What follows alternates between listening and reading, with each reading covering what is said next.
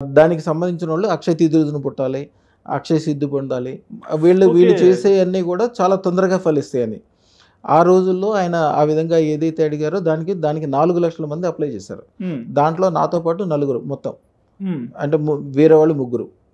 ఒకళ్ళు సిక్కిం నుంచి వచ్చాడు, ఒకడి నుంచి త్రిపుర, ఒకడు కాశ్మీర్, వేరు వేరు చోట్ల నుంచి వచ్చారు. ఒకళ్ళ భాష ఒకళ్ళకి తెలియదు. ఓకే. మేము అక్కడ 6 నెలలు ఆ తపస్సు, హోమము, యాగము అవన్నీ చేసాము.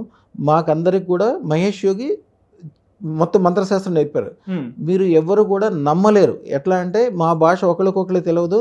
ఒక్కరోజు కూడా ఆయన నోరు విప్పి మంత్రం చెప్పడం గానీ, శబ్దం చేయడం గానీ చేసేది కాదు.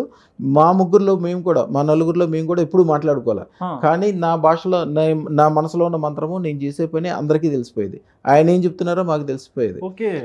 కంప్లీట్‌గా ట్రాన్స్‌పరెంట్. మామూలుగా అదొక మీడియా ఎట్లా అంటే నోటి మాటలతో కాదు, మనసుతోటే మొత్తం తెలిసిపోయేది. ఆ విధంగా అక్కడ వాతావరణాన్ని మహేష్ యోగి సృష్టించి మాకిచ్చారు. అది యాక్చువల్‌గా 6 నెలల ప్రాజెక్టు.